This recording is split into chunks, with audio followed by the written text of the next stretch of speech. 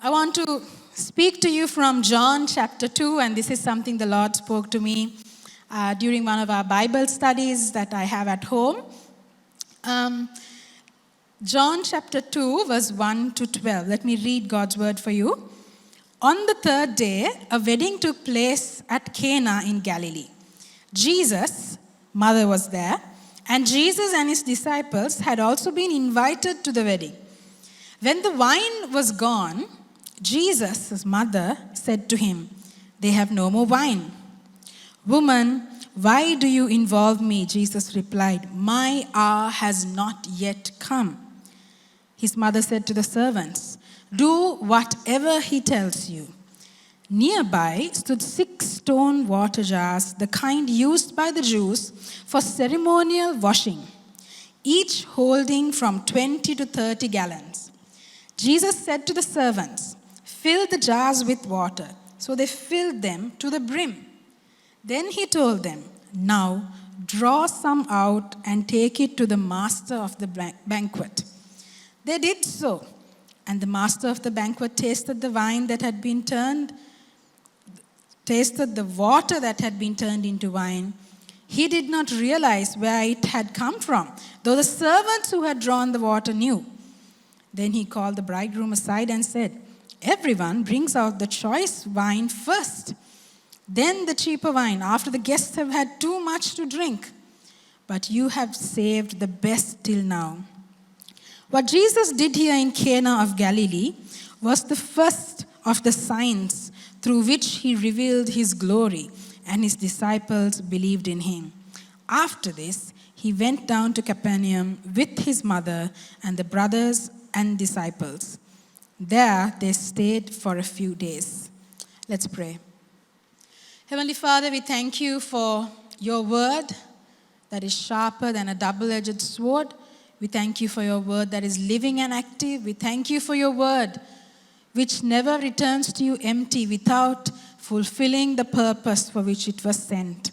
I pray, Lord, that your word spoken today will pierce our hearts, will encourage our hearts, and correct us so that we may live in the abundance of all who you are to our lives. In Jesus' name I pray.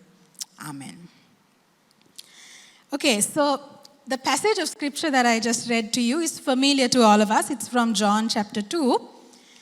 And this chapter is also a passage in scripture that divides or splits the Christian world.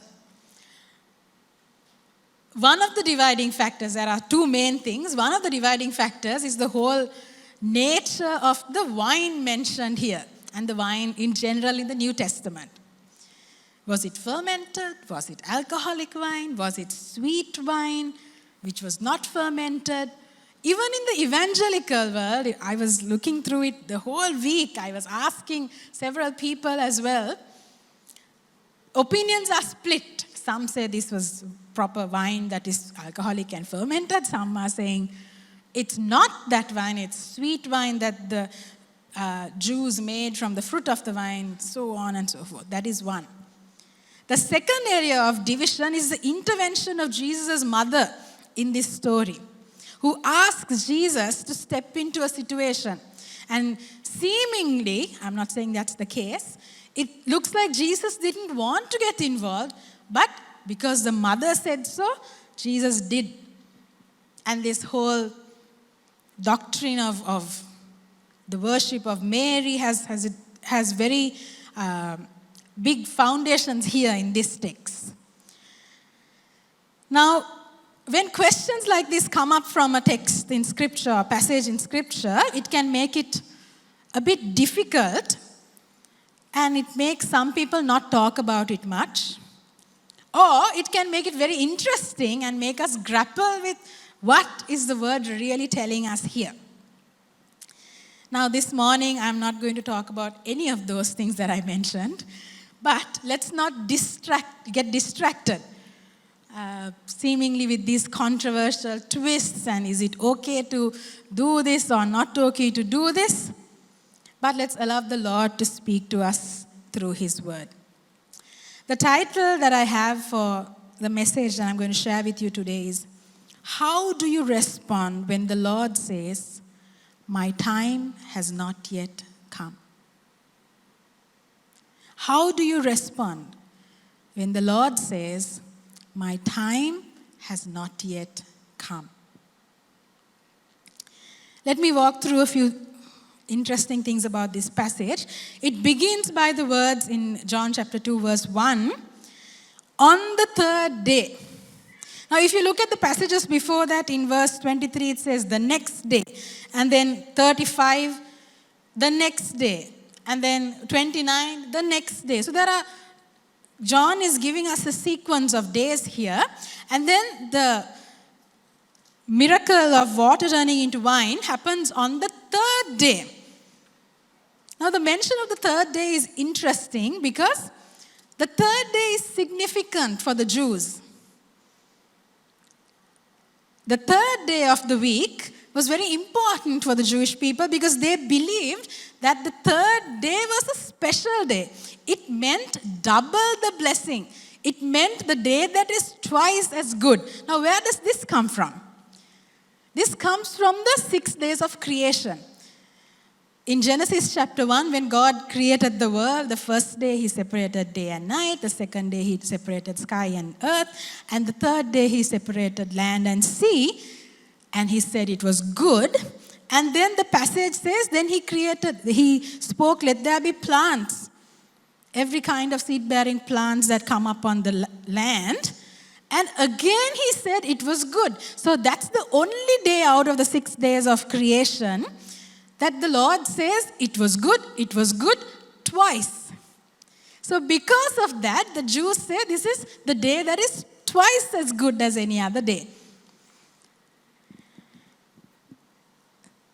And similarly, throughout the course of Scripture, the history of God's people, we see several instances where the third day keeps popping up, and I'm sure you are already thinking of a very significant third day in the life of Jesus. But in the Old Testament, in Exodus chapter 19, verse 10 and 11, it says, "The Lord descended on the mount to give the law on the third day." If you look at that passage there in Mount Sinai, it was the third day there you go. By the third day, be ready by the third day. And then the next passage in the story of Abraham and Isaac, in Genesis chapter 22, we know that Abraham took Isaac and the donkey and laid the firewood and all that he needed. He packed everything. And in Genesis chapter 22, verse 3 or 4 says that when they had traveled on the third day, Abraham looked up and saw the place in the distance where he was going to offer Isaac as a sacrifice. And then in the book of Hosea, chapter 6, verse 2, a day of national restoration, the prophet Hosea speaks of God reviving Israel on the third day, raising them up on the third day. And it's a symbolic act of Jesus being resurrected on the third day. So the third day was the preferred day or a good day to get married. And that is why, now please don't make a doctrine out of this and think, okay, third day of the week is when all weddings should happen. No, I'm just sharing you the background to this text, okay? Some people are smiling. It was a preferred day. And we know that, wedding ceremonies in that culture, it went on for days. But the third day was considered to be the best day. So we see here that the couple who got married, they are not mentioned. We don't know who they are. We don't know how they were related to Jesus. But they were all there. But the day seemed right. They had picked the right day for the wedding. Secondly, this was a wedding that Jesus and his disciples attended. Now, Jesus visited many places when he was here on earth.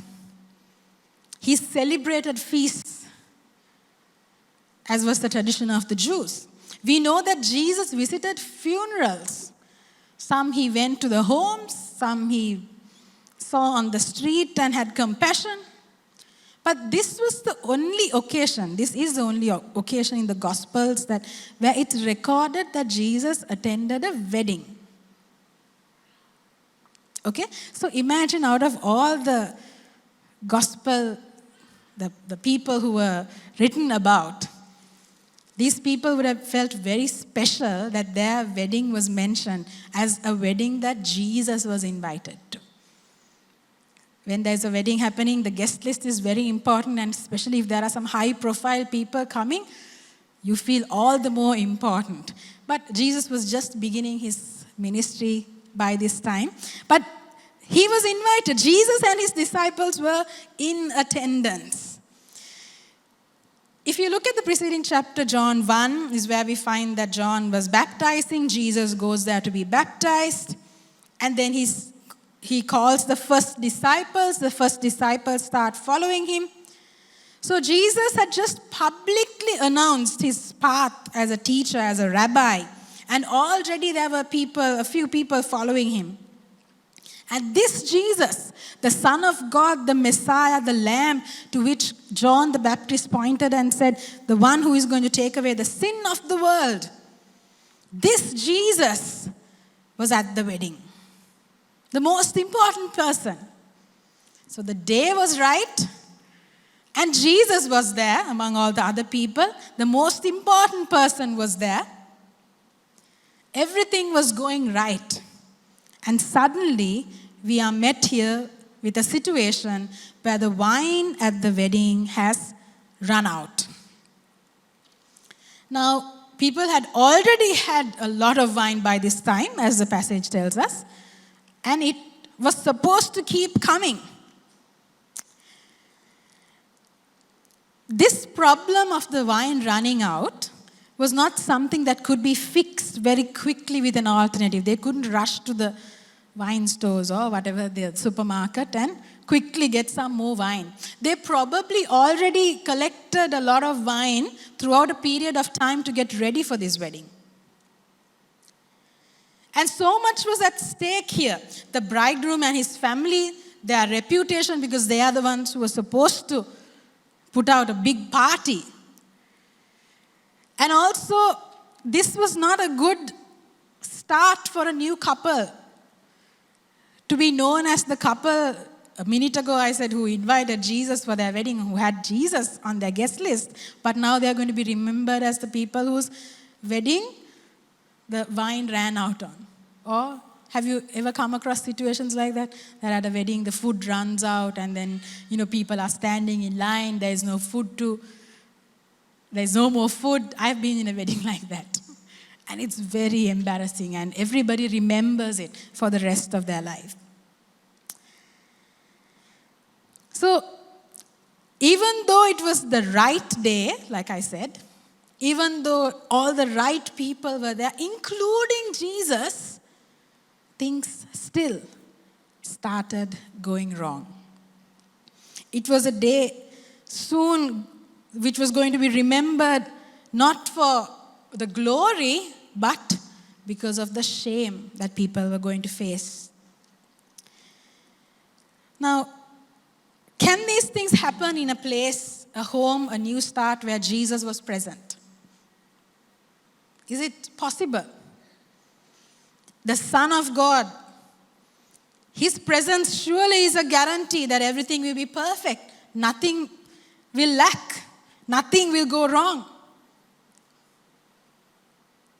Have you ever thought of that? That would be the kind of image that the world would try to tell us. If you have all the right things, the right people, the right connections, everything is going to work out for you. But let me remind you from Scripture that when the storm rose over the Sea of Galilee, Jesus was in the boat. Though Jesus, in this passage we see, was at the wedding, the wine still ran out.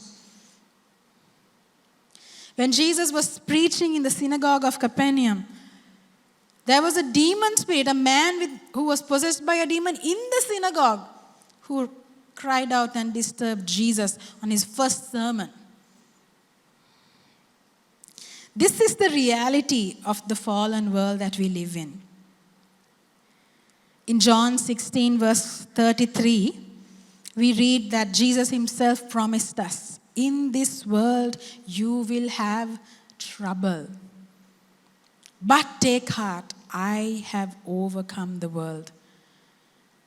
So we need to realize as Christians, yes, even in the right place, even with the presence of God surrounding us, things still can go wrong. One of the biggest things that discourage Christians is, why do bad things happen to believers? Why does sickness, cancer, heartbreak, relationship problems happen to Christians? Aren't we supposed to have God's presence? Aren't we supposed to have that guarantee of everything going right for us? But the Lord is reminding us today, I don't know who this word is for, but things going wrong is not an indication that He is not there with you. It is for God's glory to be revealed in you. But the good news is that at least Jesus is right there, so He will take care of it. So what happens? They run to Jesus, especially Jesus' mother. Not many people have seen big signs yet. In fact, the Gospel of John says this is the first of the signs. John is very selective about the signs that Jesus performs. He doesn't give miracle after miracle like the other Gospels do. So they go to Jesus and they say, there is no more wine. And what is the expectation? Jesus will come and He will make everything right. But the answer that Jesus gives us is one of the most difficult things that we hear from God as His followers. Jesus says, my time has not yet come. Here you are in a tight situation. It's not like, you can wait forever for these questions to be answered, to these complexities to settle. And you run to Jesus because you know who He is. He is the Son of God, the Messiah, the promised one. And you have welcomed Him. He is with you. You are fellowshipping with Him. You are walking with Him. And you run to Him with your need, with the full assurance that He will answer you. But He says, sorry, my time has not yet come. And imagine the collapse of all the hope and the trust that you had running up to Him in that moment. Maybe there's someone here who's going through a similar situation. You are in God's presence constantly. You are someone who knows the Lord, who has experienced the Lord. But there's this one thing that you have been taking to the Lord consistently, and the Lord seems to be saying, my time has not yet come. My time has not yet come. How do you respond? What do you do? Is it because you lack faith? Is it because there's something that you're doing which is wrong, which is displeasing God? Is it because He is not pleased with you? In fact, you have asked these questions. Lord, am I doing something wrong? Is there something that you want me to correct, put right in my life so that you will intervene in this situation? Why is your answer being delayed?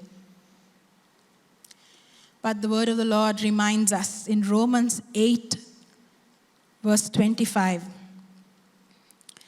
It says, it reminds us that waiting, the importance of waiting on the Lord. This is not something that is like, here and there in the scripture, but throughout the word of the Lord. And I have mentioned this before. In our own lives, I'm sure if I ask you, every one of you will have a situation where you have been waiting on the Lord for something to happen. And it seems like the Lord is delaying. Romans 8:25 reminds us, but if we hope for what we do not yet have, we wait for it patiently. Psalm 27:14 says, wait patiently for the Lord. Be strong and take heart. Wait for the Lord. Hebrews 6:15. Hebrews is a book that talks about faith and talks about the heroes of the faith. And it says, so after waiting patiently, Abraham received what was promised. Remind yourself of all the examples in Scripture, people who had to wait, even Moses, waiting. Lamentations chapter 3, verse 25 and 26. The Lord is good to those who hope in Him. Those are, in another translation, it says, those who wait for Him. To the soul who seeks Him. It is good that one should wait quietly for the salvation of the Lord. Galatians 6:9. Let us not become weary in doing good, for at the proper time we will reap the harvest if we do not give up. The moment of need and the urgency of the situation makes us desperate for an answer, for something to happen right now. But God's time and our time are not the same. I've often wondered about this. I tell God, Lord, but I need it now. What is the point if I don't have it now? This need is going to go away, or this season is going to pass. And then, even if you give me, it's not going to make sense, or it's going to be too late. That's what we think. But the Lord has a plan, and He works according to His calendar, His time. Because the Lord says, the plans that I have for you are great. My thoughts are not your thoughts. My ideas are not your ideas. They're so far apart, like the heavens are far from the earth. This hour of the Lord is a theme that we see a lot in the Gospel of John. It's very interesting. The hour, he starts now in the second chapter saying, my time or my hour has not yet come. And then it continues to go on to say, where Jesus says, my time has not come. Later on we see when Jesus was asked to go to Jerusalem with the disciples, He says, my time has not yet come. In another place in the same gospel, it says, my time has not fully come. Jesus was very conscious about the time, that when He said it has not come, He was not talking about the immediate situation there, but He was talking about the timeline in which He was operating. And there's one place in John chapter 12 where Jesus actually said, the hour has come. The time has come. And that, He said, the hour has come for the Son of Man to be glorified. What does that mean? What does that mean, or what did that mean? It was talking about the hour, the time that had come for God to glorify His Son on the cross. That was the ultimate hour that Jesus was walking towards. Now, when Jesus said, my time has not yet come, the people at the wedding of Cana may not have understood it like we can understand it today. Why? Because Jesus had not yet gone to the cross. But living on this side of the cross, we can know, or we already know, that this meant the hour that was the Son of Man or the Son of God was glorified was that hour on the cross. It was talking about the sacrifice and the resurrection of Jesus. We know that Jesus has already accomplished that. That was planned from the beginning, through eternity. The Lamb of God was sacrificed and it is finished. Everything has been already perfected. So that should be the first hope and the assurance we have in waiting. Yes, I have to wait. The Lord is saying the time has not yet come, but I know that everything has been fulfilled already on the cross. So I have that assurance that the end of the story has already been secured, even though it seems like I am waiting for something to be perfected, to be accomplished in this moment of time. This should fill our first thought when we are waiting for something. Every time you are waiting on God for something to be fulfilled in your life, start by saying, Lord, I know you accomplished everything in eternity on the cross when you died. Even though I am waiting for something, even though life is not perfect right now for me, I know that you already perfected it on the cross. That is my first assurance. But from this passage, I want to also draw a few things. How we can learn to wait, or what we need to do while we wait for the Lord, for the time of the Lord, the hour of the Lord. In verse 5, number 1, Mary said to the servants, do whatever he tells you. When Jesus said, my time has not yet come, Mary didn't say, what do you mean? No, we are waiting. She didn't back it up with more requests or trying to justify the urgency of the hour.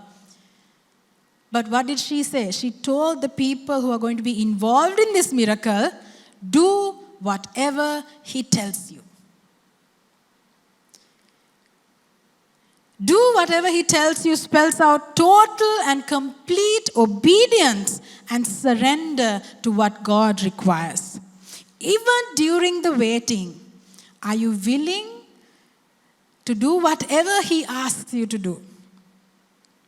Now, isn't it funny? You are going to the Lord to ask him for something, for God to do something for you. And here, the servants are told, no, you do whatever he tells you. Are you willing to do what the Lord is asking you to do even while you are waiting? Even while you are not experiencing what you are asking for?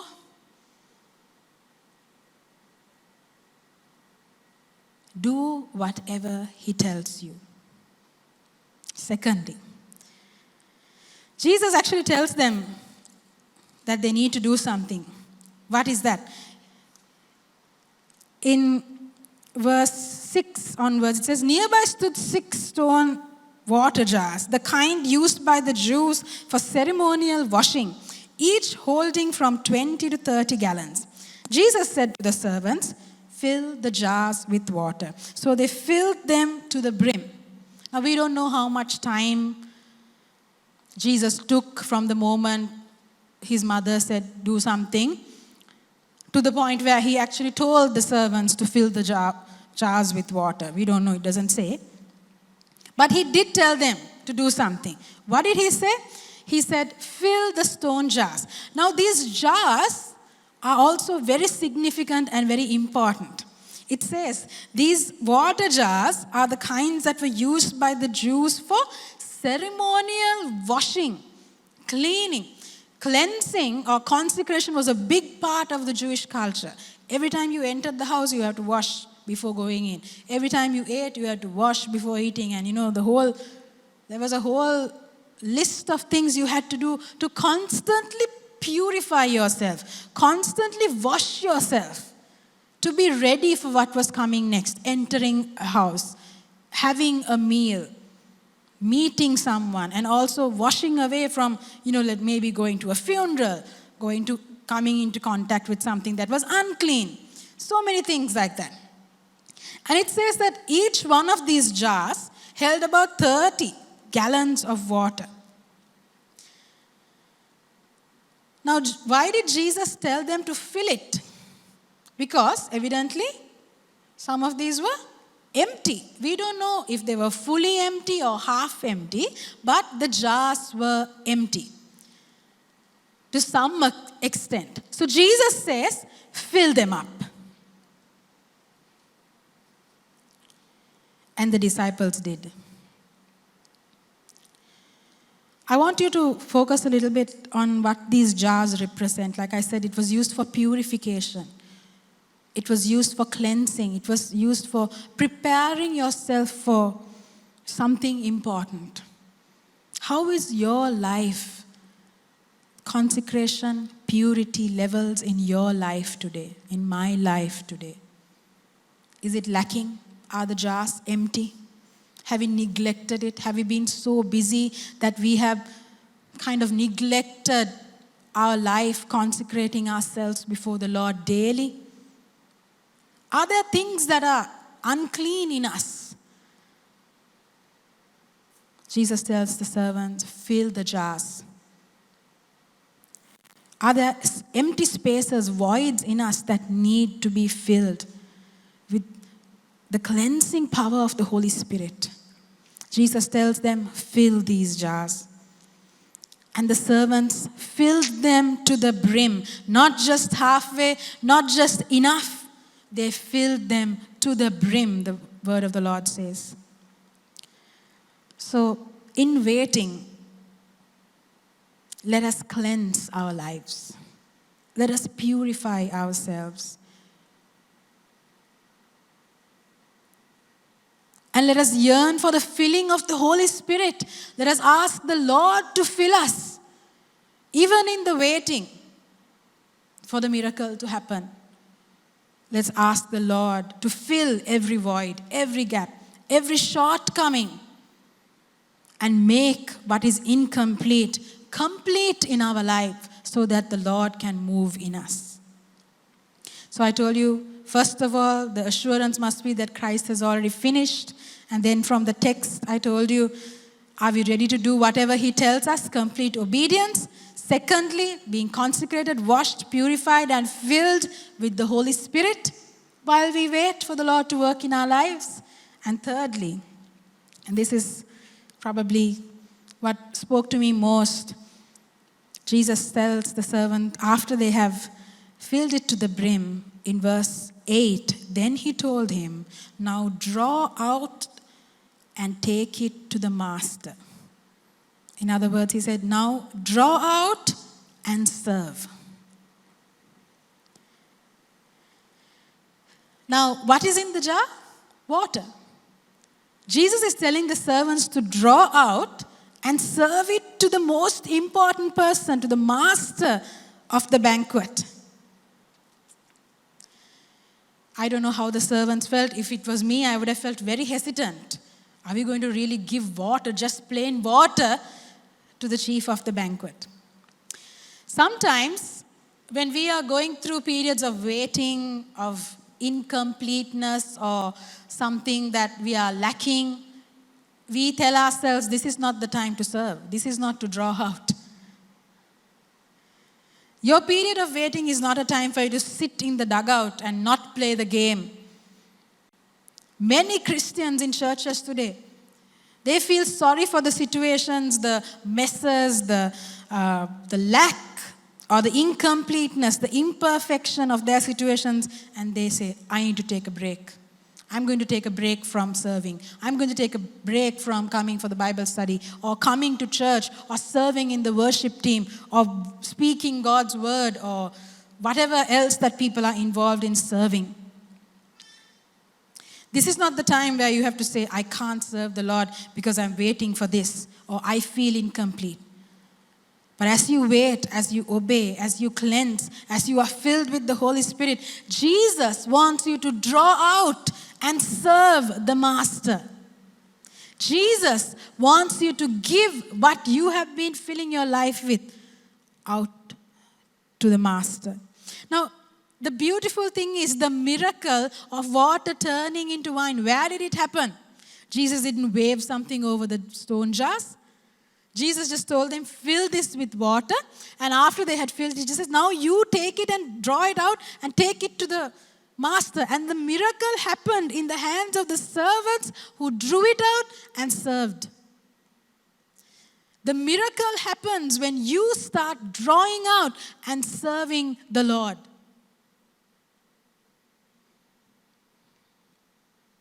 Now the passage clearly says, it's interesting why that verse is there.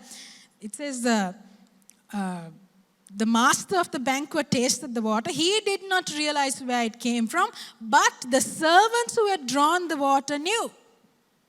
What did they know? That this is just water. We just filled it with water. They knew that nothing special went in. They didn't put a little bit of leftover wine. They didn't put sugar or any sweetener. They didn't put any other juice or any other ingredient in the stone jars. They knew it was just plain, ordinary water. Now, Jesus was asking them to draw out of this plain, ordinary water and serve. But as the plain, insignificant, ordinary water was drawn out and served, the miracle took place. And the master of the wine said, "This is the choice wine, the best wine that you have brought out." What does this tell us? It's not about you. It's not about us. It's not about the water. It's not about the servants. It's not about the stone jars, but it's about Him. Are you willing to draw out and serve in the waiting?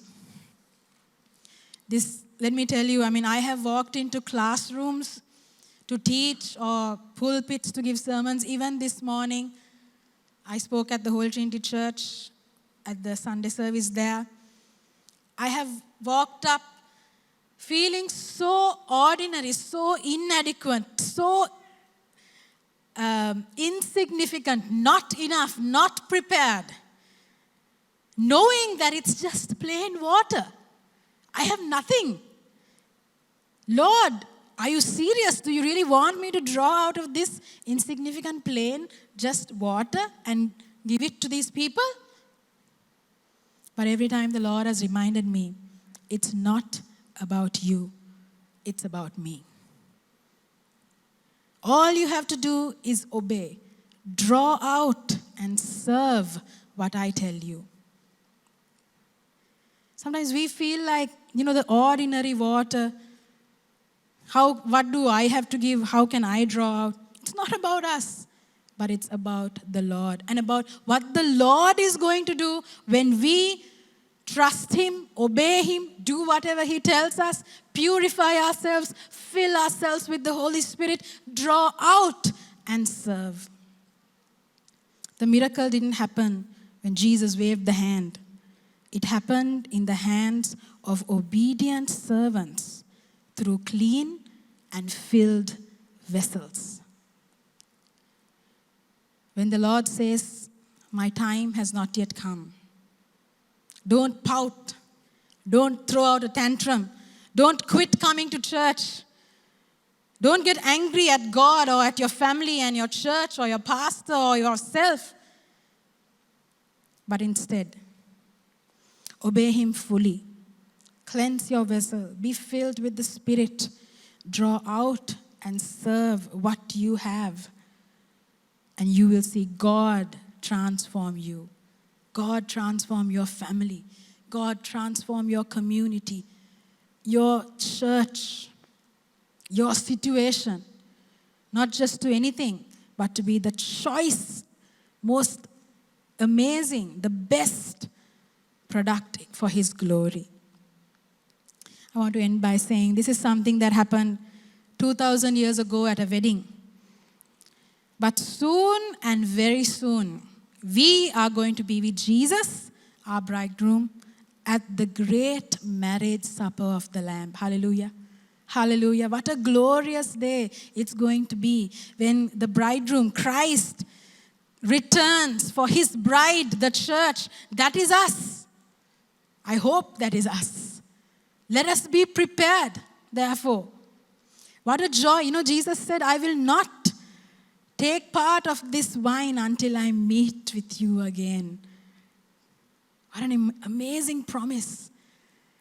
And this joy that was overflowing because Jesus did this miracle in the little town of Cana, out in the middle of nowhere, depicting the great marriage supper of the Lamb in heaven, to which you and I are invited.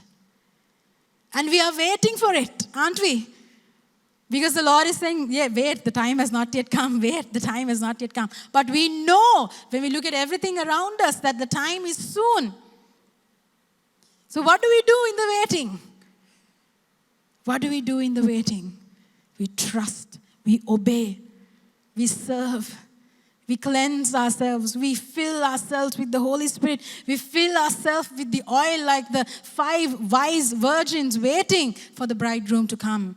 and we draw out and we serve what the Lord has given us. Let's pray.